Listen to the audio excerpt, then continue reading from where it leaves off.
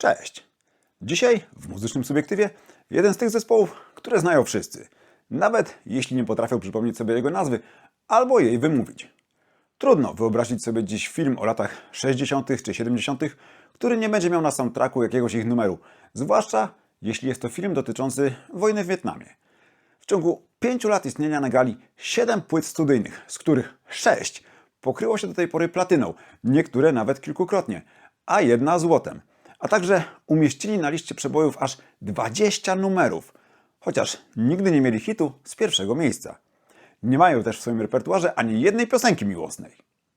Przez prasę zostali swego czasu okrzyknięci najlepszym amerykańskim zespołem rockowym, a gdy rozpadli się The Beatles, byli głównymi pretendentami do tytułu najlepszego zespołu rockowego na świecie. 2 lata później sami przestali istnieć. Co się stało? Dlaczego amerykański sen trwał tak krótko? A może wcale się nie skończył? Gotowi, by posłuchać opowieści o Creedence Clearwater Revival? No to jedziemy!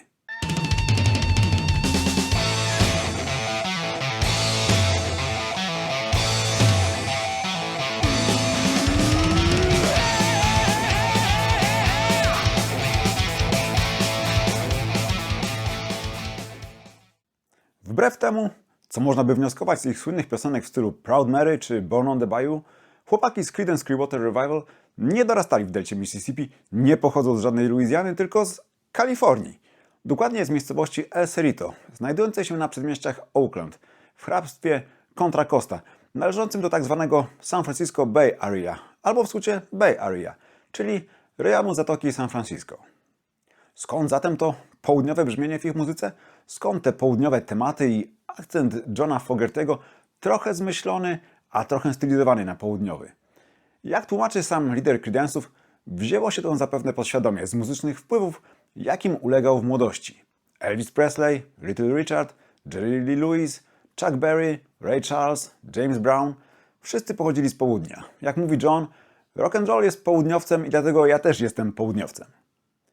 Fascynację muzyką John, urodzony 28 maja 1945 roku, zawdzięcza swoim rodzicom, a zwłaszcza mamie, bo ojciec odszedł od nich, gdy John miał 8 lat. W domu zawsze obecna była nie tylko muzyka, ale i instrumenty, więc John od małego mógł próbować swych sił na pianinie czy skrzypcach. Jego prawdziwą miłością okazała się jednak gitara, zwłaszcza gdy usłyszał Dwayna Eddiego, Scottego Moore'a grającego z Elvisem i Jamesa Bartona, gitarzystę Rickiego Nelsona. Dzięki mamie, która zabierała go na różne folkowe festiwale i grillowe przyjęcia im towarzyszące, John, mając 12-13 lat, poznał już muzyczne sławy takie jak Pete Seeger czy Lightning Hopkins i jeszcze bardziej zapragnął być częścią tego świata. John nie był bynajmniej jedynakiem. W sumie miał 4 braci, 2 starszych, 2 młodszych, z których dla naszej opowieści kluczowy jest Tom, starszy od Johna prawie o 3,5 roku. Rodzina Fogertych mieszkała w biedniejszej części El Cerrito, aczkolwiek o ich statusie społecznym obaj bracia mówili w różny sposób. Z pewnością nauczycielce wychowującej 5 synów nie było łatwo związać koniec z końcem. Ale Tom uważał, że pochodzili z klasy średniej i mieli średni dochód. A o sytuacji rodzinnej mówił, no nie było tak źle. Zresztą wszyscy, których znałem, pochodzili z rozbitych rodzin.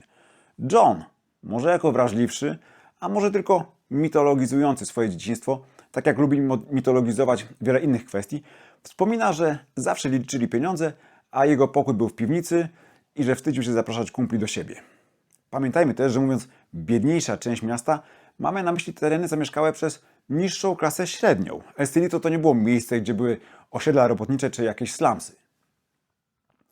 Pozostałą dwójkę Creedence'ów tworzyli Doug Clifford i Stu Cook, urodzeni zaledwie dzień po sobie, odpowiednio 24 i 25 kwietnia 1945 roku. Stu pochodził z bogatej rodziny, jego tata był prawnikiem. Z kolei Doug był w statusie społecznym gdzieś między Stu a braćmi Fogerty. Miał za to największe poczucie humoru. Wspomina, że jeszcze w szkole był klasowym błaznem, potem został błaznem w kapeli. I jego zdaniem dzięki jego poczuciu humoru wytrzymali ze sobą tak długo. Cała czwórka zgodnie wspomina, że wielką rolę w ich edukacji muzycznej odegrały lokalne stacje radiowe i wielka różnorodność dostępnej muzyki. W czasie II wojny światowej w stoczniach pobliskiego Richmond budowano liczne statki i ludzie z całych Stanów ściągali w te rejony za pracą, sprowadzając ze sobą również ulubioną muzykę. To powodowało, że na falach radiowych można było usłyszeć i muzykę country, i R&B, i rdzennego bluesa, i rock'n'rolla. Wszystkie te gatunki koegzystowały i inspirowały przyszłych muzyków. Z kolei z dostępem do płyt był większy problem. W okolicy nie mieli porządnego sklepu muzycznego. Jedyne płyty, głównie z bieżącymi hitami, na pewno nie z muzyką rhythm and bluesową czy czystym bluesem, sprzedawał sklep z meblami. Jak się okazuje, miało to sens, ponieważ gramofony były wtedy traktowane jak meble i sprzedawane w sklepach meblowych, a dostępne pod ręką płyty zwiększały zysk właściciela. Cała czwórka rozwijała od młodych lat zamiłowanie do instrumentów. Basista Stu Cook zaczął od trąbki. Potem uczył się gry na pianinie. Tom Fogerty już w wieku 7 lat znał nuty i grał na skrzypcach. Potem wziął się też za pianino i gitarę. Doug Clifford od razu usiadł za perkusją, a w zasadzie na początku siadł za stosami książek i mosiężną lampką, w które bębnił do słuchanej muzyki, używając pałeczek ukradzionych bratu. Dokładnie rzecz biorąc, Doug podprowadził bratu pałeczki z gry planszowej Carom, którą ten dostał pod choinkę i nigdy w nią nie grał. Doug zabrał pałeczki do sklepu z drewnianymi wyrobami i poprosił o ich przycięcie, by zrobić z nich pałeczki do perkusji. A ledwo tydzień później brat przyprowadził kumpli na partyjkę Caroma. Domorosły perkusista dostał oczywiście lanie od brata, ale pałeczki zostały jego. Potem udało mu się skompletować pierwszy zestaw z zakupionych lub pożyczonych bębnów i dalej już poszło. Doug wspomina, że pierwszy raz spotkał Johna, gdy ten grał na pianinie w sali do muzyki kawałki Fatsa Domino i Little Richarda. Pod nieobecność nauczycielki, bo inaczej miałby pewnie przechlapane. Zafascynowany talentem Johna, perkusista zapytał, czy chce założyć z nim zespół, na co Fogerty chętnie przystał, przyznając się, że przede wszystkim gra na gitarze. John miał oko na 2 pianistów, ale Doug zarekomendował swojego kumpla, Stu Cooka. I tak w 1958 roku powstali The Blue Velvets. Na narodziny CCR, bo takim skrótem zwykło się nazywać Creedence'ów, trzeba było poczekać jeszcze dekadę. W tym samym 1958 Tom Fogerty, wtedy jako Tommy, dołączył do zespołu The Playboys jako główny wokalista, pogrywający też na gitarze i pianinie. Na początku kolejnego roku zmienił kapelę na Spiderweb and the Insects, z którą miał nawet kontrakt płytowy. Ale nic z tego nie wyszło. Zespół rozpadł się i Tommy został na lodzie. Pod koniec 1959 Tommy połączył siły z młodszym bratem i jego kolegami, którzy stali się jego zespołem akompaniującym. Tommy załatwił też kolejny kontrakt i jako Tommy Fogerty and the Blue Velvets wydali kilka singli, które świata wprawdzie nie podbiły, ale dla trójki 14-letnich instrumentalistów i 17-letniego wokalisty były to pierwsze cenne lekcje. Podobnie jak koncertowanie na szkolnych potańcówkach, ale z czasem również w mniej lub bardziej oddalonych od domu klubach, gdzie mogli grać w zasadzie co chcieli, zarówno covery, jak i autorski materiał, bo w większości pijanej publice zależało tylko, żeby zagrali szybki lub wolny kawałek do tańca, nieważne w jakim stylu. W tym okresie nie wszyscy w zespole byli zdecydowani na 100%, że chcą żyć z muzyki, co spowodowało chwilowy przestój w powoli nabierającej tempa karierze. Naciskany przez tatę prawnika Stu Cook poszedł do koledżu i ostatecznie uzyskał dyplom wyższej uczelni. Tom założył w tym czasie rodzinę i podjął stałą pracę. Doug sam za bardzo nie wiedział, czego chce, ale ostatecznie też zaczął studiować. W tej sytuacji John, który chyba jako jedyny od małego wiedział bardzo dobrze, co chce w życiu robić, w 1964 roku wyjechał z miasta na jakiś czas do Portland, po prostu żeby grać zarobkowo po klubach. Ten wyjazd jest istotny z jednego prostego powodu. To tam, z dala od rodziny, przyjaciół czy znajomych, których by się wstydził, Fogerty podjął pierwsze próby jako wokalista. Zadowolony z wyników, zaczął ciężko pracować nad tym, by uzyskać efekt, jaki mu się marzył. W tym celu nagrywał swoje występy, a potem odsłuchiwał je, korygując błędy i wyłapując to, co było świetne. Jak sam twierdzi, to w Portland rozwinął swój krzyk, inspirując się Little Richardem i Wilsonem Pickettem. Jeszcze przed wyjazdem Johna do Portland, kwartet nawiązał kontakt z wytwórnią Fantasy Records z San Francisco, prowadzoną przez braci Maxa i Sola Weissów, i podpisał z nią kontrakt. A w zasadzie po raz kolejny podpisał go sam Tom Fogerty, bo reszta była za młoda. Bracia Weiss przekonali też muzyków do zmiany nazwy, która od teraz brzmiała Vision lub The Visions, jak chcą niektóre źródła. Chłopaki zarejestrowali nawet numer na singiel, ale potem temat ucichł.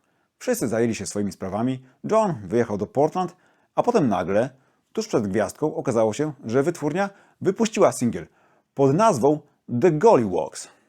To była autorytarna decyzja szefa wytwórni Maxa Weissa, na którą zespół zgodził się niechętnie, chcąc mieć w ogóle wydaną płytę. Wszyscy członkowie zespołu nienawidzili tej nazwy i jak wspomina John, Przez kolejne 4 lata wstydzili się za każdym razem, kiedy musieli powiedzieć, jak się nazywają. Warto dodać, że nazwa podchodziła od laleczki z książek dla dzieci, przedstawiającej taką, powiedzmy, trochę karykaturę murzyńskiego chłopca. Obecnie ta laleczka budzi kontrowersje i posądzenia o rasizm. W tym okresie grupa skupiała się przede wszystkim na koncertowaniu w rejonie Zatoki San Francisco, odwiedzając każde miasto i miasteczko, w którym mogli zagrać.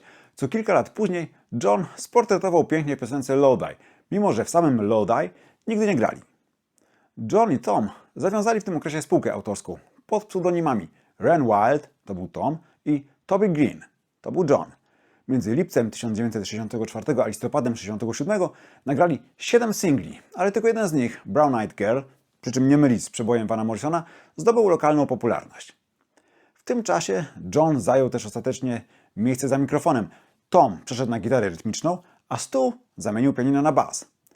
John zaczął wyrastać też na lidera zespołu. To on miał wizję, w jakim kierunku powinni iść, on najciężej pracował, uczył się też sporo o produkcji muzyki i cisnął pozostałych, aby rozwijali swoje umiejętności. Co do samej zamiany wokalistów, Tom przyznawał, że była to bardzo sensowna i bardzo naturalna decyzja.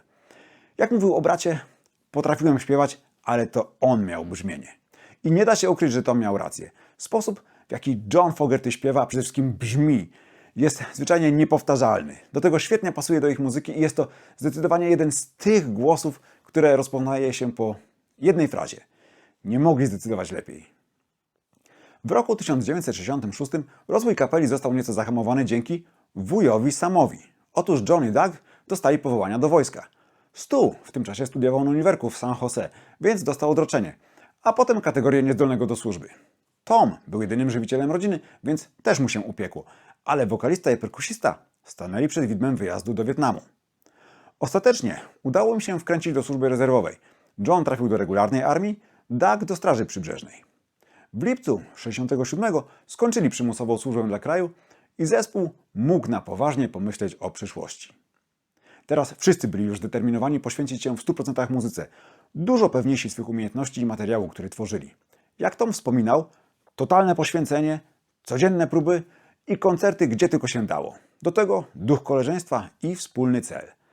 Tom i Stu wsparli zespół finansowo. Tom rzucił pracę i $1250 oszczędności władował w zespół. Stu dorzucił do puli kasę ze sprzedanego samochodu. W zamian za to m.in. wynajęli dom, w którym mieli swoją kwaterę i miejsce prób oraz kupili starego Volkswagena busa do jeżdżenia na koncerty. Stu został dźwiękowcem, Doug kierowcą. Tom zajmował się stroną biznesową, organizacją i finansami. John skupiał się na pisaniu materiału. Wydawać by się mogło idealna symbioza. W październiku 1967 roku bracia Weiss nieoczekiwanie sprzedali Fantasy Records.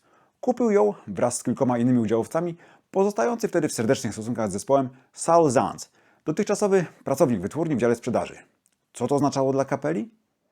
Przede wszystkim Saul zaproponował im pozostanie w barwach wytwórni, a gdy muzycy zgodzili się, pomógł im, biorąc na siebie bezpośrednio pożyczkę w banku, aby kupić wzmacniacz gitarowy, którego bardzo potrzebowali. Tak byli spłukani. Oczywiście pozostanie w wytwórni wiązało się też z podpisaniem nowej umowy i zespół zrobił to bez większego zastanowienia, czego akurat później mocno żałował, ale do tego jeszcze wrócimy. Po drugie, Zaentz nacisnął na zmianę nazwy, której nie lubił tak samo jak oni. Zapytali, jak chce ich nazwać, ale on powiedział, że to ma być wspólna decyzja i zaproponował, że oni przygotują listę 10 nazw, on taką samą i coś z nich wybiorą. Jak wspomina Zaentz, gdy listy były gotowe, zapytali go o pierwszą pozycję na jego liście, ale on nalegał, żeby to oni zaczęli. W odpowiedzi usłyszał Creedence Clearwater Revival. Następne co zrobił, to podarł swoją listę. Nazwa była idealna. A jak do niej doszli? Opowiadałem o tym już w odcinku Muzycznego Subiektywu o tajemnicach rockowych nazw w scenie po napisach. Ale dla przypomnienia. Pierwszy człon to nieco zmienione imię kolegi Toma, Creedence'a Newballa. Szukając pomysłów na nazwy, Tom zaproponował Creedence Newball and the Ruby. Z kolei jego brat przyszedł z propozycją Clearwater Revival. Przy czym człon Clearwater, czyli czysta woda, został wzięty z reklamy piwa Olympia. Revival oznaczało odrodzenie, którego zespół tak bardzo potrzebował i właśnie doświadczał. Efekt końcowy to zatem kompilacja braterskich propozycji, jakby dla przypieczętowania ducha jedności, jaki spajał zespół. przynajmniej w tym okresie. Creedence mieli też szczęście znaleźć się w odpowiednim czasie, w odpowiednim miejscu. Wprawdzie lato miłości w San Francisco już się skończyło, ale oczy całego muzycznego świata wciąż były zwrócone na tę Mekkę hipisów. Mówiło się o scenie San Francisco, stacje radiowe chętnie puszczały muzykę kapel, które ją reprezentowały i naszym bohaterom udało się pod ten nurt podłączyć. Mimo że de facto pochodzili z przeciwnego brzegu zatoki i generalnie grali zupełnie inaczej niż zespoły typu Jefferson Airplane, Moby Grape, Quicksilver Messenger Service czy Grateful Dead. Jak zresztą John Fogerty wspomina, nieraz czuł się jakby byli obcymi we własnym mieście. Duck i Stu nie mieli takiego wrażenia, mówią, że dobrze się czuli w tych klimatach i czuli się też akceptowani przez resztę muzycznej sceny, nawet jeśli od nich odstawali. Uczucia Johna mogą być nieco odmienne, ponieważ on z natury był indywidualistą, trochę samotnikiem i outsiderem. Nie był też zbyt rozrywkowym i zabawnym gościem, więc po prostu nie uczestniczył w tym, co się wokół działo, tak jak inni. Natomiast faktem jest, że CCR byli zawsze przez hipisowskie kapele grające psychodeliczną muzykę postrzegani trochę jak odmieńcy i dziwadła. Po pierwsze, chodziło o różnice muzyczne. Creedence to był przede wszystkim prosty rock and roll, mocno czerpiący z tradycji lat 50., także z bluesa i R&B, ale i country. Owszem, zdarzały im się dłuższe numery z ciągniętymi partiami solowymi, ale było to dalekie od dźwiękowych poszukiwań czy odlotów innych kapel z tego rejonu. Poza tym mieli coś, czego brakowało tamtym. Przebojowe single i to w dużej liczbie, o czym więcej już niedługo. Po drugie, chodziło o podejście do narkotyków. Creedence nigdy nie było zespołem utożsamianym z zażywaniem dragów, podobnie jak z ekscesami po alkoholu. I słusznie, ponieważ była to bardzo trzeźwa kapela. I nie chodziło o samego lidera, ale o cały zespół. Ich niepisana umowa o 100% zaangażowaniu w sprawy zespołowe zawierała też klauzulę o zakazie ćpania czy chlania przed koncertami czy w trakcie występów. Dragi nie były w ogóle zakazane, sam Fogerty przyznaje, że popalał marihuanę, aczkolwiek bał się wszelkich tabletek i ich nie tykał. Ale zasada była prosta. Możesz to robić w chwilach wolnych od zespołu, w domu, kiedy nie ma to na zespół czy jego wizerunek żadnego wpływu. Po prostu panowie założyli, że muza jest najważniejsza i że tylko wysoka jakość występów, za którą odpowiadają wszyscy, w połączeniu z dobrym materiałem, ale tym muzycznym, pomoże im odnieść upragniony sukces. Dlatego trzymali w kapeli dyscyplinę, która na dłuższą metę bardzo im się opłaciła. Okej, może i byli przedmiotem kpin ze strony innych grup, może mieli przydomek zespołu skautów, ale z drugiej strony Doug Clifford wspomina, jak Spencer Dryden, członek Jefferson Airplane, powiedział mu po latach, że chociaż podśmiewali się z Creedence'ów jako z kapeli od singli, w rzeczywistości każdy z zespołów powiązanych z dzielnicą Hyde-Ashbury w San Francisco zabiłby za hity, jakimi CCR sypali na prawo i lewo. Poza tym ich dyscyplina uchroniła ich od nałogów, które spowodowały śmierć wielu innych muzyków lub wyniszczenie pozostałych. Te różnice było widać zresztą już w samych strojach. Creedenci to nie był zespół z opaskami i kwiatami we włosach, w dzwonach i kolorowych koszulach z poszerzanymi rękawami, obwieszony koralikami, paciorkami i pacywkami. Owszem, włosy mieli dość długie, część z nich była też nieźle brodata, ale poza tym nosili raczej zwykłe ciuchy, najczęściej proste dżinsy, flanelowe koszule, kowbojki. Jakby na przekór modzie, Fogerty nosił też chętnie zieloną kurtkę wojskową. Ta wewnętrzna dyscyplina i zaangażowanie całego zespołu sprawiały też, że Creedence był zespołem, na który zawsze można było liczyć i którego występy zawsze były co najmniej dobre. Za to lubili ich też promotorzy, tacy chociażby jak legendarny Bill Graham. Stu Cook wspomina, jak u szczytu sławy CCR grali Fillmore West i publiczność nie chciała ich wypuścić, także zagrali 17 bisów, a na koniec obiecali zagrać następnego dnia. Gdy zjawili się na ten dodatkowy koncert, Bill Graham był tak wdzięczny, że wręczył im złote zegarki z wygrawerowanymi podziękowaniami, które jakimś cudem udało mu się skołować, mimo że była to niedziela. Ale nie uprzedzajmy za bardzo faktów, bo zanim Creedenci grali koncerty w Fillmore West, a ich utwory leciały non-stop na falach radiowych, musiało upłynąć jeszcze trochę czasu. Wpierw musieli je w ogóle nagrać. Na szczęście trzecią rzeczą, jaką zrobił dla nich Saul Zaentz, była propozycja nagrania longplaya, z której oczywiście skwapliwie skorzystali. Tak naprawdę ich pierwszy singiel pojawił się sporo wcześniej i to dwukrotnie. Jeszcze w listopadzie 1967 zespół jako The Gollywogs wydał piosenkę Fogerty'ego Porterville, którą następnie wydano po raz drugi w niezmienionej wersji w lutym następnego roku już pod nazwą Creedence Clearwater Revival. I słusznie, bo brzmieniem i charakterem bliżej było jej już do stylistyki tego drugiego zespołu. Zaraz potem zespół zarejestrował materiał na cały album, zatytułowany po prostu, zwyczajnie, Creedence Clearwater Revival. Ponoć sesja trwała 1 dzień, a dokładnie jakieś 8-9 godzin, zaś produkcją zajął się lider zespołu. Koszty wyniosły około $2000, co było w sumie niczym w porównaniu z przeciętnym kosztem wyprodukowania wówczas płyty w granicach 50 000. Płyta zawiera już podwaliny ich wyjątkowego stylu, którego znakiem rozpoznawczym stał się oczywiście wokal Johna Fogerty'ego, ale też jego charakterystyczne brzmienie gitary i solówki, a do tego grająca prosto, ale bardzo solidnie i z odpowiednim wyczuciem sekcja rytmiczna. Na 8 utworów 3 były coverami. Być może zespół nie czuł się jeszcze dość pewnie we własnym materiale, może mieli go za mało, a może po prostu postawili na to, co mogło zażreć w radiu. Jeśli to ostatnie, to mieli nosa, bo faktycznie zażarło. Zwłaszcza pierwszy singiel, piosenka Suzy Q, w oryginale nagrana w 1957 roku przez Dale'a Hawkinsa. Na płycie był to zdecydowanie numer robiący największe wrażenie. Nie tylko czasem wykonania, bo trwa dobre 8 minut, ale i sposobem aranżacji. Oczywiście nikt w radiu 8-minutowego singla by nie puścił, dlatego chłopaki wymyślili jego strukturę tak, by piosenkę można było łatwo pociąć i umieścić na 2 stronach małej płytki, gdzie pierwszą stanowiła część z wokalami, a drugą długi fragment instrumentalny. Oprócz Suzy Q wyróżniał się też drugi cover, od którego płyta się w ogóle zaczynała, I Put a Spell on You. Przebój Screaming Jay Hawkinsa w ich wykonaniu był doskonałym otwarciem. Głos Johna pasował do niego jak ulał. Autorskie kompozycje może jeszcze tym coverom nie dorównywały, ale też nie było się czego wstydzić. Mi szczególnie podoba się dramatyczny Walk on the Water z wyśmienitym refrenem. Pamiątka jeszcze z czasów Golliwogs, napisana wspólnie przez braci Fogerty. Na potrzeby płyty nagrana jednak na nowo, z dużo lepszą aranżacją niż wersja pierwotna. Od nagrania płyty w lutym 1968 do jej wydania w czerwcu minęły jeszcze 4 miesiące, ale zespół kuł żelazo póki gorące. Taśmę z nagraniami zanieśli do radia KPMX w San Francisco, a nagrania spodobały się DJ-om tak bardzo, że zaczęli puszczać je na antenie jeszcze przed wydaniem płyty. Współpraca z radiem zaowocowała też chwilę potem, w marcu, wsparciem przez Creedence'ów strajku jego pracowników. DJ-e domagali się m.in. zniesienia wprowadzonej kontroli nad audycjami czy oficjalnego dress code'u, czyli sposobu ubierania się w biurze.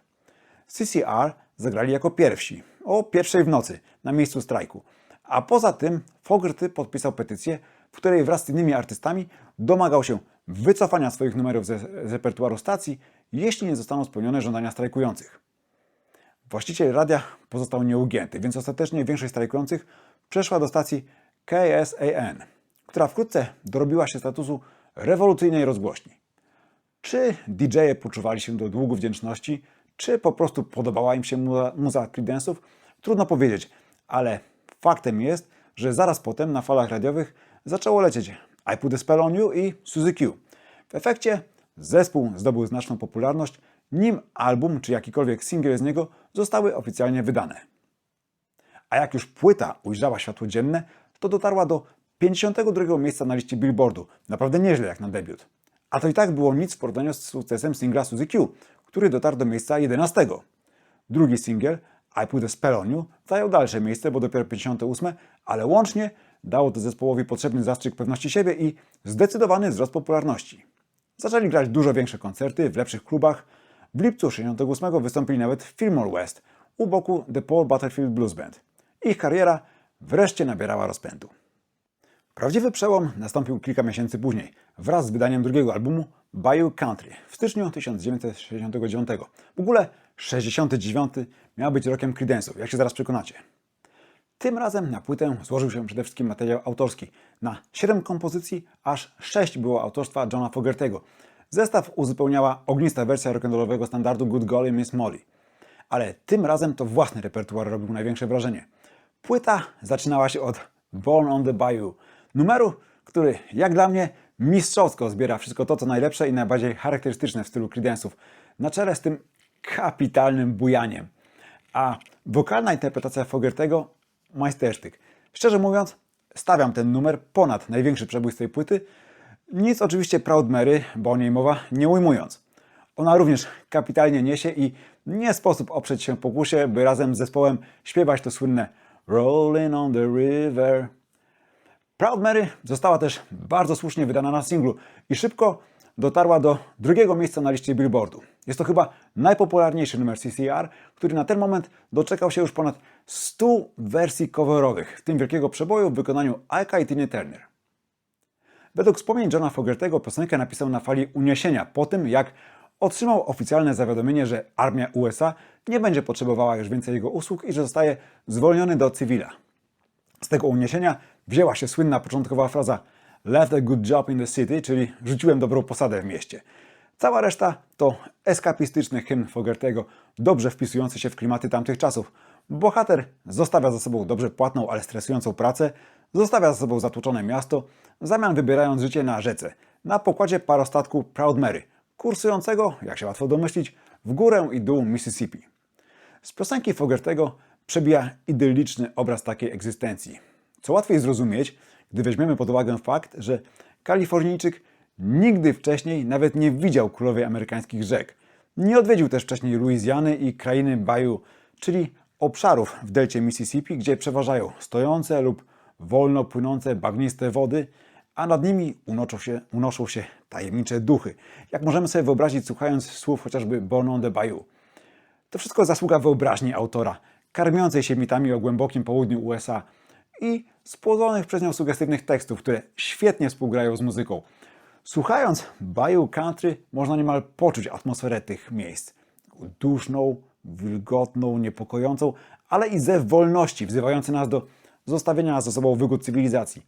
Nic dziwnego, że nawet mieszkańcy Luizjany byli przekonani, że Creedence Clearwater Revival pochodzą z ich stron, a dziennikarze chętnie podchwycili ukuty na prędce termin swamp rock, czyli bagienny rock. Oczywiście na płycie dobrego było dużo więcej. Szybko bujał bootleg, wolniej i transował Graveyard Train, ale oba budowały wciąż ten niesamowity klimat mitycznego południa, gdzie w świetle księżyca pędzi się nielegalny alkohol, a śmierć przybiera postać piekielnego ogara. A mieliśmy jeszcze pulsujące, blisko 8-minutowe Keep on Chuglin, solówką nie tylko gitary, ale i harmoniki, ulubiony koncertowy zamykacz, nie pozostawiający na słuchaczu suchej nitki. Bez wątpienia tą płytą Creedenci utorowali sobie drogę do pierwszej ligi rocka, na liście Billboardu docierając z nią do miejsca 7. Mimo to już wtedy można było odbierać pierwsze sygnały, że w zespole nie wszystko gra. Tom, Stu i Doug przez długi czas w swoich wypowiedziach podkreślali, jak bardzo są zżyci i zorientowani na wspólny cel, wciąż używając zaimka my. Dla kontrastu z wypowiedzi Johna już wtedy, a nawet wcześniej, przebijało przekonanie, że to on jest najważniejszym elementem układanki. To on do zespołu wnosi najwięcej i to on odpowiada za wszystko, zwłaszcza za ich sukces. Przekładało się to również na jego coraz większą chęć kontrolowania wszystkiego. Komponowania, produkcji czy zarządzania. Po latach pojawiły się nawet plotki, które Fogerty demontował. Jakoby po dokonaniu nagrań studyjnych na setkę przez wszystkich członków zespołu naraz w studiu, lider zjawiał się potem w studiu po kryjomu i nagrywał na nowo ścieżki innych instrumentów, podmieniając partię kolegów. To oczywiście bzdura, ale dobrze obrazująca jego rosnącą potrzebę kontroli. Ta potrzeba objawiała się stopniowo na każdym obszarze działalności zespołu, również finansowym. Ale tutaj na przeszkodzie stała umowa z Fantasy Records, a dokładniej brak szans na jej renegocjowanie. Jak wspomina Stu Cook, pierwotna umowa była beznadziejna, co ponoć w tamtych czasach było niestety częstym przypadkiem. Nawet Beatlesi mieli na początku parszywy kontrakt, który udało im się zmienić dopiero gdy zostali gwiazdami. Najwyraźniej CCR myśleli podobnie, w efekcie podpisując z Saulem Zancem jeden z najgorszych kontraktów w historii branży muzycznej. Muzycy zasięgnęli wprawdzie opinii ojca Stu, który był adwokatem, ale nie znał się na prawie autorskim, a jego jedyną wskazówką było w tej sytuacji: jeśli chcecie nagrywać płyty i nie macie innych ofert, to jest wasza umowa. Ponoć John Fogerty ma dotąd pretensje do basisty jego ojca, że wpakowali kapelę w umowę z Fantasy Records, ale Stu broni się mówiąc, że Fogerty mógł sam czytać wtedy umowę, a nie zwalać teraz na nich całą winę. W dużym uproszczeniu, kontrakt oddawał prawa do piosenek, zarówno majątkowe jak wydawnicze, Fantasy Records, a same tantiemy dla zespołu ustanawiał na śmiesznie niskim poziomie. Do tego zobowiązywał Fogerty'ego do dostarczania 200 piosenek rocznie, a wszystkich członków wiązał z wytwórnią nawet po rozpadzie zespołu. Stu wspomina, że Zans kusił ich w zamian artystyczną wolnością i obiecywał, że gdy tylko zespół się wybije, podrą umowę i sporządzą nową. Jak się łatwo domyślić, obiecanki, cacanki. Kiedy przed nagrywaniem trzeciego albumu, Green River, Fogerty zaczął cisnąć Zansa o renegocjowanie umowy, usłyszał kategoryczne nie. Co gorsza, Fogerty w pierwszej kolejności zabiegał o odzyskanie praw do swoich piosenek. Gdy wyszło na jaw, że na pierwszym miejscu stawia własne interesy, reszta zespołu poczuła się tym bardzo dotknięta. Doug Clifford wspomina, że ponoć Fantasy w momencie renegocjacji proponowało im zamiast podniesienia tantiem 10% udziału w firmie, która właśnie wchodziła na giełdę. Ale John, myślący tylko o odzyskaniu praw do swoich utworów, odrzucił tę propozycję, nawet jej nie konsultując z zespołem. Wzajemnych relacji nie poprawił też fakt, że słysząc odmowę, Fogerty nie postawił się, tylko wycofał. Doug Clifford zaproponował, żeby w takim razie zastrajkować i postawić Fantasy w sytuacji, w której będą musieli renegocjować umowę albo stracą kurę znoszącą złote jajka. Ale John najwyraźniej przestraszył się otwartej wojny z wytwórnią. Fogerty z kolei uważa, że zarzewiem konfliktu w zespole stały się spory na poziomie artystycznym. Jak wspomina, już przy miksowaniu Suzy Q zorientował się, że jako jedyny w zespole wie, na czym polega rola producenta i jak zrobić, żeby ostatecznie nagranie brzmiało dobrze. Mówi, że przez 2 godziny robił swoje, podczas gdy reszta zespołu narzekała, jojczyła, kręciła nosem. Gdy wreszcie usłyszeli wynik, byli zachwyceni. John powiedział im wtedy, że to jest pierwszy i ostatni raz, kiedy są obecni przy miksie i wtrącają swoje 3 grosze. Od tej pory nie dopuszczał ich do tej części procesu. Co akurat jestem w stanie zrozumieć, bo to jest stara śpiewka i sam też to przeżyłem. Jeśli ma się w studiu podczas miksowania cały zespół, to więcej niż pewne, że wszyscy będą się przekrzykiwać, żeby podgłośnić ich partię. Ale John zawłaszczył też autorytarnie poletko kompozytora i aranżera. Mówi, że pisząc piosenki układał sobie od razu w głowie cały ich kształt. Tempo, rytm, partię gitary czy basu, a potem przekazywał pozostałym członkom, jak chce, aby to wyglądało. Po latach John posunął się nawet do stwierdzeń, że to on uczył pozostałych grać i pokazywał im nieraz nuta po nucie, co mają grać. Stu Cook uważa, że to jest bardzo krzywdzący osąd, oznaczający tak naprawdę, że zdaniem Fogerty'ego byli tylko dodatkami do jego talentu i mógł ich wymienić na dowolnych innych muzyków. Basista przyznaje też, że na przykład partia basów Down on the Corner, nie jest jego autorstwa, ale podkreśla, że nie dlatego, że John uczył go jej mozolnie nuta po nucie, tylko dlatego, że zgodnie z prośbą Fogerty'ego Stu gra na basie te same dźwięki co gitara, a do tego nie potrzebował nauk lidera, potrafił to sam odczytać ze słuchu. Tak samo uważa, że w wielu przypadkach wytyczne kompozytora były tylko wskazówkami, których się luźno trzymali, improwizując wokół nich. Można powiedzieć, że te dyktatorskie zapędy Johna obrazuje trafnie okładka ich kolejnej płyty Green River. Na pierwszym planie widzimy lidera. Pozostali muzycy faktycznie sprawiają wrażenie zespołu towarzyszącego. Wątpię, czy taki był zamysł stojący za tym zdjęciem, ale w świetle tego, co wiemy, można sobie na taką interpretację pozwolić. Nie zmienia to faktu, że Longplay był kolejnym fantastycznym krążkiem, jaki dostarczyli światu Creedensi. Wydany ostatecznie w sierpniu 1969, poprzedzony został 2 przebojowymi singlami Bad Moon Rising i Green River, które wylądowały jak wcześniej Proud Mary na 2. miejscu listy Billboard, podczas gdy album dotarł na sam szczyt. I to jest płyta, od której ja zacząłem przygodę z Creedence Clearwater Revival lata świetlne temu, jakimś cudem nawet na winylu. Nic dziwnego, że od razu się w tym zespole zabujałem, bo trudno o lepszą ich wizytówkę, pomijając oczywiście składanki. Jak dla mnie tutaj co numer to przebój. Mówię serio. Oczywiście Green River, opowiadająca o ulubionym zakątku Johna jeszcze z czasów dzieciństwa, spędzanego nad rzeką Putah Creek, dokąd jeździli całą rodziną, oraz skoczny Bad Moon Rising, w którym wesoła melodia stoi w dziwnym kontraście ze złowieszczym tekstem. To są pierwszorzędne hity, ale innym numerom niczego nie brakuje. Mamy szybkie Commotion, zabarwione nutą country Cross-Tie Walker, mamy rozbujane Tombstone Shadow i Sinister Purpose, mamy też cover Raya Charlesa The Night Time is the Right Time. Ja szczególnie lubię Low Die, tę opowieść o muzyku, który utknął w tytułowej mieścinie na amerykańskim zadupiu, oraz wolne, sączące się tak trochę leniwie, trochę smutnawo Wrote a Song for Everyone. W sumie z tylko niecałe 30 minut muzyki, ale ile frajdy! Zanim cały album ujrzał światło dzienne, Nieustannie koncertujący CCR zdążyli zagrać na festiwalach w Newport, Denver, Atlantic City i Atlancie, a ledwo kilka dni po wydaniu Green River wystąpili w roli jednego z headlinerów na festiwalu Woodstock. Co? To oni tam byli? Mogą zakrzyknąć wszyscy, którzy znają klasyczny film o tym wydarzeniu. Naprawdę? A no tak, byli. Tyle, że ich udział w tym przedsięwzięciu wyglądał zupełnie inaczej niż im obiecano. Creedence byli pierwszą gwiazdą, która zgodziła się wystąpić na Woodstock. Mieli też gwarantowany świetny czas występu w sobotni wieczór, w samym szczycie imprezy. Jednak, jak to zwykle bywa przy takich przedsięwzięciach, wszystkie występy się poprzesuwały, koncertom towarzyszyły awarie sprzętu, a tuż przed ich występem przydarzyli się jeszcze Grateful Dead.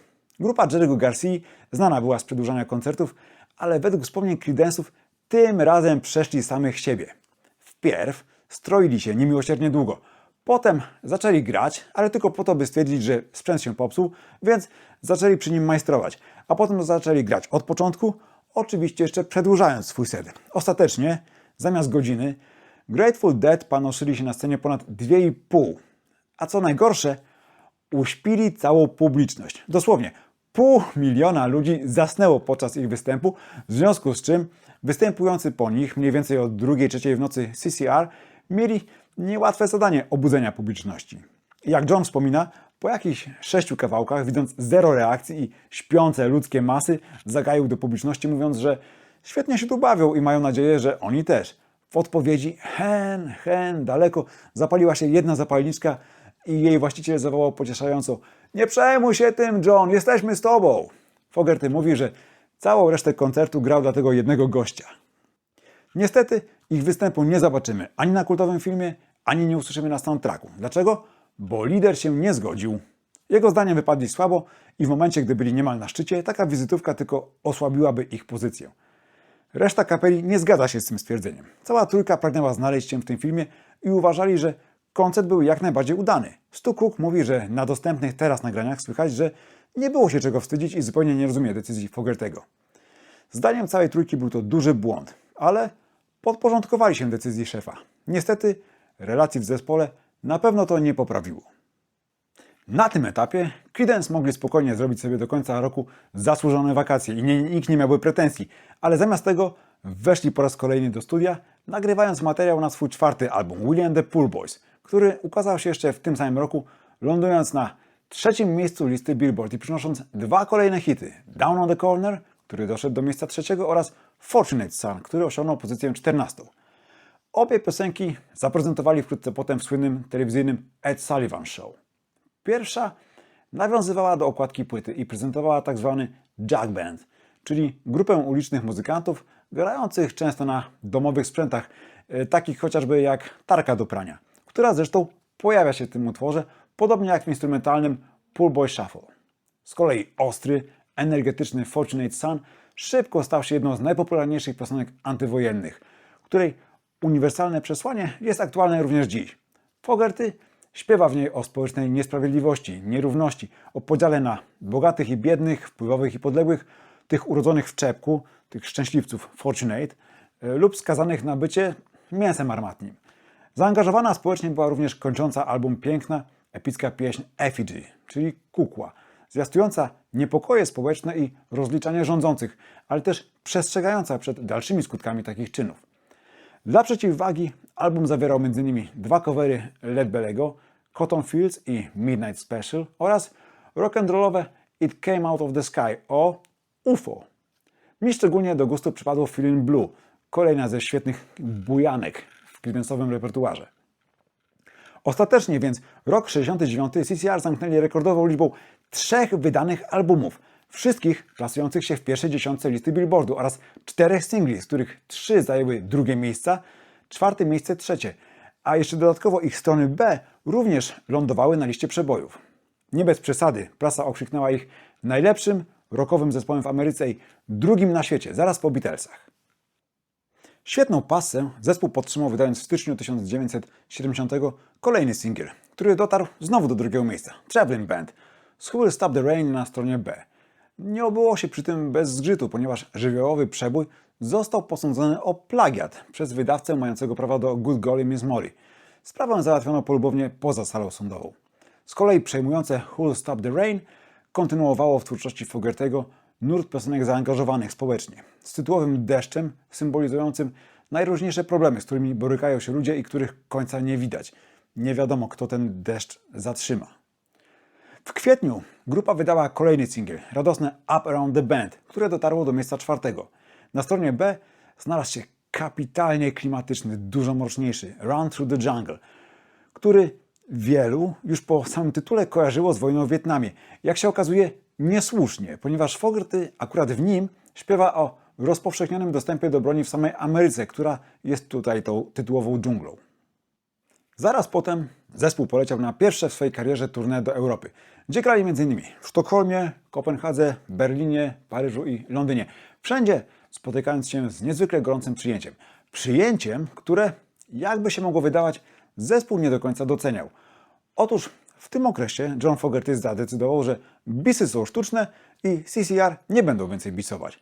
I z tej decyzji nie zrezygnował nawet wtedy, gdy zespół dostał w londyńskiej Royal Albert Hall 15-minutową owację na stojąco.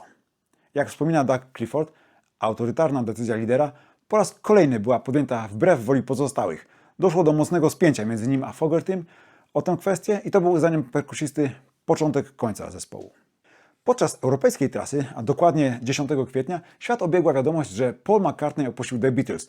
Oznaczało to, że Creedence są głównymi pretendentami do objęcia korony po poprzednikach. Jakby na potwierdzenie ich pozycji, wydany w lipcu 5. album, Cosmos Factory, dotarł do pierwszego miejsca na listach zarówno w Stanach, jak i w Wielkiej Brytanii, a także w Kanadzie, Australii, Norwegii i Finlandii. Poza wspomnianymi już 4 piosenkami z singli, na płycie znalazły się m.in. kapitalny Rumble Tumble o nietypowej dla grupy takiej klamrowej budowie, spokojny Long as I Can See the Light z równie nietypowym solem saksofonu oraz jeszcze jeden singlowy przebój Looking Out My Back Door, znowu lądujący na miejscu 2 listy Billboardu. W ogóle Creedenci byli mistrzami 2 miejsca i, o dziwo, z takim workiem przebojów nigdy nie doczekali się w Stanach singla na miejscu 1. Na mnie chyba jednak największe wrażenie na płycie robi 11-minutowy cover Marvina Gaye'a I Heard It Through the Grapevine. Klimatyczny i hipnotycznie kołyszący, tak jak to w Creedence uwielbiam. Nie ma co się dziwić, że w USA to był ich najlepiej sprzedający się album studyjny. Sam tytuł nawiązywał do pseudonimu Douga Clifforda, Cosmo, oraz nazwy wynajętego magazynu, który zaadaptowali na swoją salę prób i centrum odpoczynku, The Factory. Wydawać by się mogło, że z takimi sukcesami na koncie Creedenci zgarniają kokosy i pławią się w luksusach. Smutna prawda wyglądała zupełnie inaczej. Kiepska umowa z Fantasy Records spowodowała, że to Saul Zaentz i jego wytwórnia nabijali kabzę, podczas gdy autorzy sukcesu dostawali ochłapy. Myśląc o tym, cały czas zachodzę w głowę, jakim cudem oni mogli to tolerować. Przypadek CCR w ogóle jest moim zdaniem wzorcowy, jeśli chodzi o przykład kapeli bez prężnego menadżera, za to z liderem, próbującym chwycić zbyt wiele strok za ogon. Ta obsesja Fogerty'ego na punkcie kontroli sprawiła, że zajmował się on w zespole prawie wszystkim. Komponowaniem, pisaniem tekstów, produkcją płyt, marketingiem, organizowaniem koncertów, finansami, kontaktami z wytwórnią i z mediami itd. Oczywiście, że było tego za dużo jak na jedną osobę. Zwłaszcza, że z jego talentem on powinien mieć przestrzeń tylko na tworzenie, całą resztę zadań powinien delegować. Tymczasem nie tylko chciał wszystkim zarządzać, ale jeszcze brał się za sprawy, na których się za bardzo nie znał. Dla przykładu Stu Cook miał dyplom z biznesu, a nie pchał się do zarządzania, wiedząc, jak bardzo jest to skomplikowane. Tymczasem John, który nie chodził nawet do koledżu, uważał, że wszystko ogarnie najlepiej sam. No, nie ogarniał, co basista podkreśla chociażby na przykładzie tras koncertowych organizowanych przez Johna tak, że przynosiły straty. Podobnie w przypadku umowy. No przecież tą kwestię kiepskiego kontraktu to oni powinni załatwić, za nich powinni załatwić prawnicy, a zespół zrobiłby najlepiej w ogóle zmieniając wytwórnię. Zwłaszcza, że, i tu wszyscy muzycy przyznają zgodnie, w zasadzie Fantasy nie wspierała ich w żaden sposób marketingowo. Nawet duże spotkanie dla przedstawicieli przemysłu muzycznego i mediów w grudniu 1970 roku zespół zorganizował z własnej inicjatywy i na własny koszt. No niestety, zamiast twardo walczyć o własne prawa, Fogerty wolał odpuścić i zająć się nowym albumem. No, być może po to, żeby zdążyć wywiązać się z warunków umowy przed końcem kolejnego roku. Do nagrywania zespół przystąpił tym razem w nowej formule. Ponieważ członkowie zespołu naciskali na Johna od jakiegoś czasu, by dały im większe pole do popisu, tym razem weszli do studia z zamiarem dżemowania i eksperymentowania, licząc na to, że z tych wysiłków wyłonią się nowe numery. Zdaniem Fogerty'ego nic z tego nie wyszło i ostatecznie w domowym zaciszu zaczął jak wcześniej komponować materiał, który mogliby zarejestrować. Wydany w grudniu 1970 roku album Pendulum po raz kolejny okazał się sukcesem, docierając w Stanach do 5. miejsca listy Billboard. Przynosił on istotne zmiany w muzycznym ogródku Creedence'ów. Już na Cosmos Factory John Fogerty flirtował z saksofonem. Teraz obok dęciaków mocno zaznaczyły na płycie swoją obecność klawisze. Stu Cook udzielał się trochę na pianinie, ale Ray wiódł oczywiście lider, tym razem na organach Hammonda. Była to też pierwsza płyta, która zawierała wyłącznie materiał skomponowany przez Fogerty'ego, bez żadnych coverów. I chyba trochę szkoda, bo zespół zawsze miał nosa do ich doboru i wykonania, a może wtedy całość robiłaby większe wrażenie.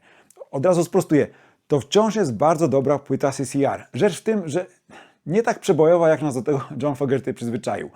Sam zresztą przyznawał, że w tym okresie zmagał się z brakiem pomysłów i poczuciem wypalenia. No, czemu trudno się też dziwić, biorąc pod uwagę, ile facet do tej pory zdążył napisać niezapomnianych piosenek. Nie przeszkodziło mu to jednak stworzyć takie perełki jak Have You Ever Seen the Rain czy Hey Tonight. Born to Move, Pagan Baby i Molina to wciąż było klasyczne Creedence, a jeśli ktoś narzekałby, że grają wciąż tak samo, no to mógł się skupić na świeżo brzmiących, dzięki instrumentom klawiszowym It's Just a Thought czy przejmującym Wish I Could Hide Away. Nie mówiąc już o zupełnie nieoczywistym Sailor's Lament. Niestety, muszę też przyznać, że na płycie trafił się, moim oczywiście zdaniem, jeden niewypał, zamykający całość Rude Awakening. Przy czym nawet w nim 2 pierwsze minuty są jak najbardziej spoko. Dopiero potem muzycy zaczynają męczyć słuchacza. I to męczyć niemiłosiernie. Niestety, był to też ostatni longplay z Tomem Fogertym w składzie. John Fogerty dał wyraz swym przeczuciom o zbliżającym się końcu w Have You Ever Seen the Rain? I nie pomylił się. W zespole działo się coraz gorzej już od dłuższego czasu.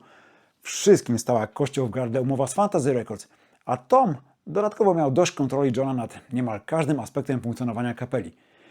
Na pewno wpływ na to miała też braterska rywalizacja. Jakby nie patrzeć, Tom był prawie 4 lata starszy, więc już sam fakt, że młodszy brat o wszystkim decyduje, zazwyczaj autorytarnie, na pewno nie był mu w smak. Poza tym miał w pamięci czasy, gdy to on był głównym wokalistą i ogarniał większość spraw zespołowych. Nic dziwnego, że teraz czuł się zepchnięty do roli gitarzysty rytmicznego. Na etapie Pendulum doszedł do wniosku, że John mógłby mu czasem oddać mikrofon lub posłuchać jego propozycji kompozytorskich czy aranżerskich. Ponieważ lider nie był chętny, Tom postanowił zabrać swoje zabawki do innej piaskownicy. Oficjalna informacja o odejściu Toma została podana w lutym 1971. Decyzję tłumaczono tym, że Tom chce spędzać więcej czasu z rodziną, co było oczywiście prawdą. Jednak fakt, że już rok później wydał pierwszą płytę solową, dobitnie pokazuje, że potrzebował przestrzeni na realizację własnych pomysłów, z dala od wpływu Johna. Zespół podjął decyzję, że będą kontynuować jako trio i w tym składzie odwiedzili m.in. ponownie Europę, we wrześniu koncertując na Wyspach, w Niemczech, Holandii, Belgii i Danii, a także po raz pierwszy jedyny Japonię i Australię na początku 1972. Pod wpływem odejścia Toma, ale i wcześniejszych głosów całej reszty zespołu, by mogli się więcej udzielać, John Fogerty nieoczekiwanie podjął decyzję, że od tej pory w grupie zapanuje demokracja, a na następny album piosenki przygotują wszyscy członkowie zespołu. Basista i perkusista przyjęli zmianę z nieskrywanym zadowoleniem. Zwłaszcza Doug Clifford był podekscytowany tym, że dostali od lidera zielone światło i że mogło się wreszcie wykazać. Miny zrzedły im jednak chwilę potem, gdy okazało się, jak naprawdę wygląda demokracja według Johna Fogerty'ego. Otóż gitarzysta oznajmił im, że na nowy album każdy ma przygotować 3 piosenki i że każdy będzie śpiewać w swoich. On nie zamierza śpiewać w ich numerach, ponieważ jego głos jest jego unikalnym instrumentem. Co więcej, lider odmówił kolegom pomocy w komponowaniu ich kawałków i ostatecznie zagrał w nich tylko partie rytmiczne, w związku z czym to Stu musiał zagrać również partię gitary prowadzącej w swoich utworach oraz gitary slide i pianina w numerach Douga. Oczywiście z początku sekcja rytmiczna zaprotestowała, bo nie o to chodziło im w większym wkładzie artystycznym. I z pewnością nie o to chodziło fanom CCR. Ale Fogerty rzucił demokratycznie ultimatum. Albo zgodzą się na taki układ, albo on odchodzi. Doug i Stu ostatecznie stwierdzili walić to i postanowili podjąć wyzwanie. Potem musieli przyjąć jeszcze na klatę miażdżące recenzje, z jakimi spotkał się wydany w kwietniu 1972 roku album Mardi Gras, z których wystarczy przywołać tę z Rolling Stone'a, w której John Landau, późniejszy menadżer Bruce'a Springsteena, napisał, że jest to najgorszy album, jaki kiedykolwiek nagrał topowy zespół rockowy. No, mocne słowa, ale faktycznie płyta nie porywa. A przede wszystkim tylko momentami brzmi jak stare dobre Creedence. Oczywiście w tych piosenkach, które napisał i zaśpiewał John Fogerty, a z których wybijają się zwłaszcza Sweet Hitchhiker i moje ulubione Someday Never Comes. Obie zresztą wydane na singlach. Co do piosenek Cooka i Clifforda, to nie są znowu takie złe, ale nie mogły zaspokoić apetytu wszystkich, którzy czekali na prawdziwych Creedence'ów. Co John Fogerty chciał w ten sposób osiągnąć, nie mam pojęcia. Jeżeli udowodnić, że to on jest muzycznym geniuszem i pozostali nie dorastają mu talentem i żeby lepiej się nie wychylali, no to z pewnością mu się udało. Jeśli chciał się uwolnić od kolegów, również wykonał dobre posunięcie. Tylko jakim kosztem? Sabotując własny zespół i z premedytacją wystawiając go na ciosy krytyki, aby zaspokoić swoje ego? Przecież Cook i Clifford nigdy nie podważali jego zasług, jego osiągnięć, jego talentu. Po prostu chcieli mieć większy udział w procesie twórczym. Ktoś może stwierdzić, dobra, chcieli to dostali i że mogli uważać o co proszą. Ale czy aby na pewno tak załatwia się sprawy w zespole, który ma wspólny cel? Pewnie gdyby John zaśpiewał w ich kawałkach, a także co nieco przy nich pogrzebał, efekt byłby dużo lepszy. Tymczasem ostatnia studyjna płyta Creedence Clearwater Revival, mimo że w Stanach siłą rozpędu doszła do 12 miejsca, pozostawiła po sobie uczucie niedosytu, o ile nie niesmaku. Najwyraźniej wspólnego celu już od jakiegoś czasu nie było. Trudno się dziwić, że kilka miesięcy później, 16 października 1972 roku, ogłoszono rozwiązanie zespołu. Koniec CCR nie oznaczał jednak, że John Fogerty uwolnił się od kontraktu z Fantasy. Według umowy był im dłużny jeszcze 8 albumów. Skończyło się na nagraniu jednego, The Blue Ridge Rangers, po czym Fogerty zdecydował się na milczący strajk. Postanowił nic nie nagrywać, dopóki wytwórnia nie pójdzie na ugodę i nie zmieni warunków współpracy. Zwłaszcza, że Stu i Doug zostali z niej zwolnieni już w 1973. Fantasy nie chciała nic zmieniać, ale z pomocą Fogertymu przyszedł David Geffen, wtedy właściciel wytwórni Asylum. Geffen zapłacił $1 milion za odkupienie umowy Johna od Fantasy. Przy czym umowa zakładała, że kolejne albumy artysty będą wydawane w Stanach i Kanadzie przez Asylum, ale w pozostałych krajach dalej przez Fantasy. Fogerty ostatecznie nagrał dla Asylum tylko jeden album, a potem na 10 lat porzucił w ogóle biznes muzyczny, zamieniając studio nagraniowe na salę sądową. Wpierw walczył o pieniądze Creedence'ów, które zostały jeszcze za czasów istnienia zespołu ulokowane w banku na Bahamach dla obejść podatkowych, a potem nagle okazało się, że bank upadł, a pieniądze zniknęły. Długa batalia w sądzie przyniosła zwycięstwo i byli członkowie CCR dostali ponad $8,5 miliona odszkodowania za doznane szkody. Następnie John zajął się ostatecznym zerwaniem związków z Fantasy Records, za co zapłacił rezygnacją z przyszłych tantiemów za piosenki Creedence'ów, do których prawa oczywiście cały czas miała wytwórnia. John miał tak dość Salazansa i Fantasy, że podczas koncertów granych w połowie lat 80. specjalnie nie włączył do repertuaru piosenek Creedence'ów, aby tylko nie przynosić zysków znienawidzonemu biznesmenowi. Trudno się zresztą dziwić, skoro Fogerty miał okazję nieraz usłyszeć w radiu czy telewizji swoje piosenki wykorzystywane bez jego zgody w filmach czy reklamach, z czego oczywiście nie miał ani centa. Dodajmy, że w reklamach tak absurdalnych, jak na przykład impregnatu wodoodpornego Thompson's Water Still, do której wykorzystano oczywiście Who Will Stop the Rain. Innym przykładem może być reklama jeansów Wrangler, której towarzyszył Fortunate Son. Ale tutaj muszę oddać sprawiedliwość koncernowi odzieżowemu. Gdy Fogerty wyraził głośno swoją dezaprobatę dla takiego użycia jego muzyki, reklamę wycofano. W międzyczasie dawni koledzy mieli dwukrotnie okazję, by spotkać się i zagrać ponownie. Pierwszy raz w 1980 na drugim ślubie Toma Fogerty'ego, a 3 lata później na zjeździe ich licealnej klasy z El Cerrito. Jeśli jednak ktoś liczył na jakąś reaktywację CCR, srogo się zawiódł. John szybko się na powrót odsunął od reszty i nie był zainteresowany ewentualnym powrotem zespołu. Zamiast tego zabrał się na nowo do komponowania.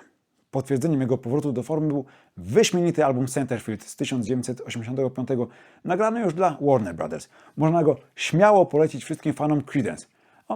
O ile przymkniecie uszy na momentami 80sowe brzmienia.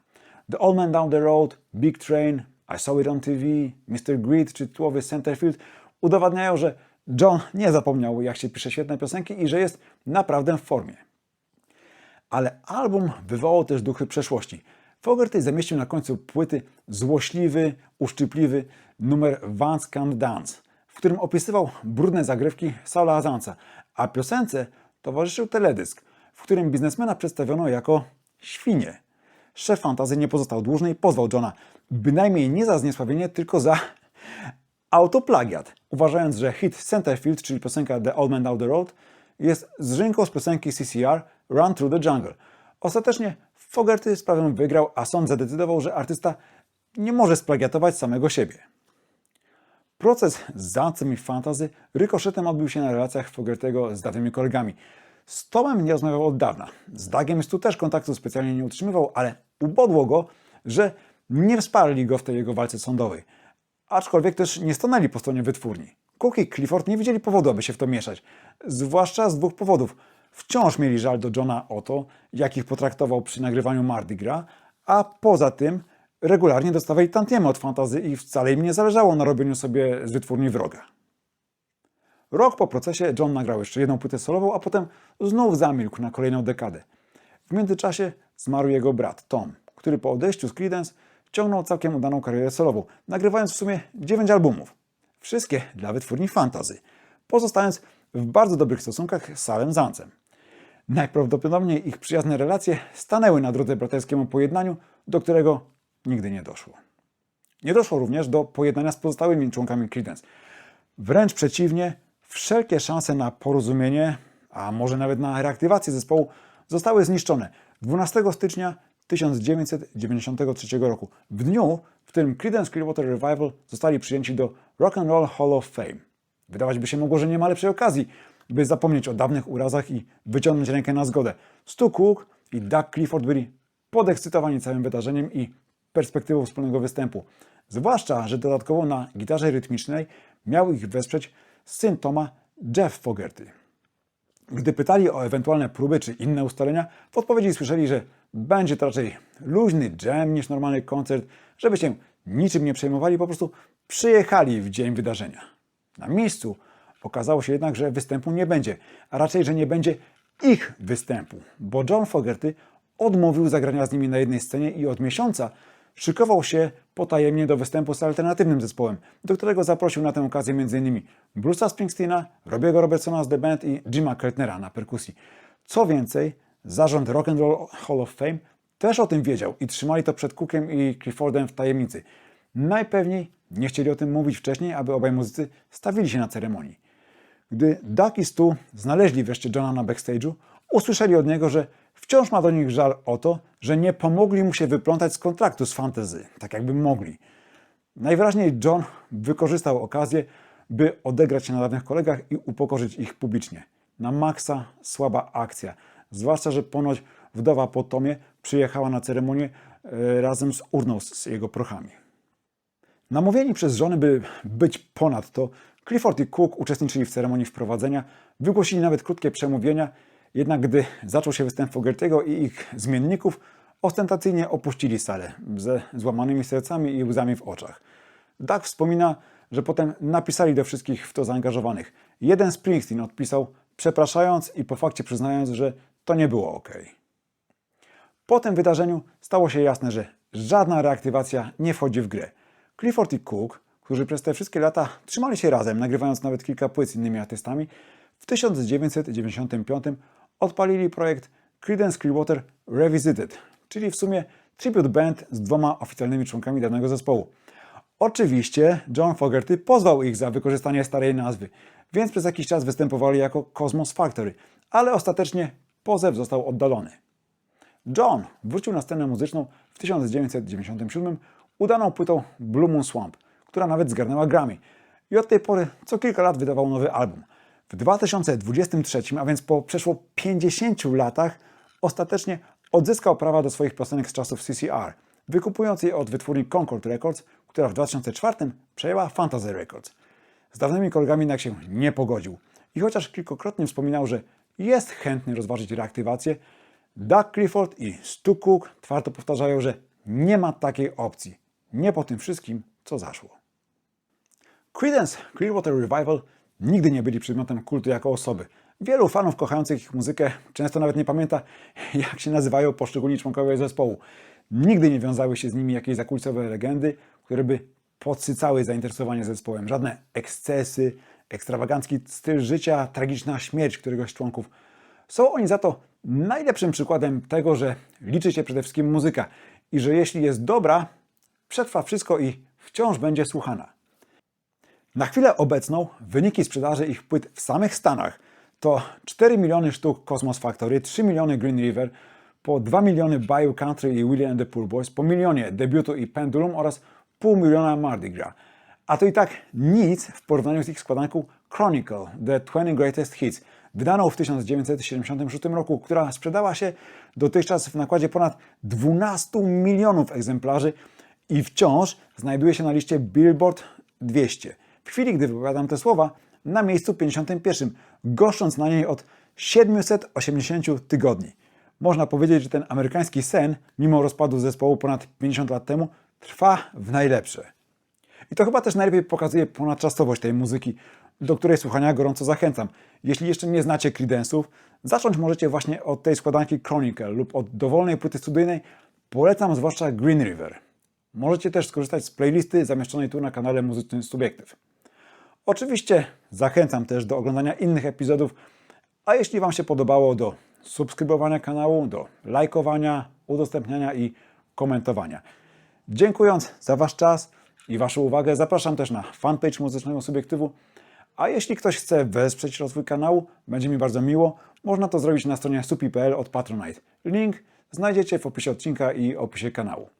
Serdecznie dziękuję za wszelkie okazywane przez Was wsparcie i do zobaczenia niebawem.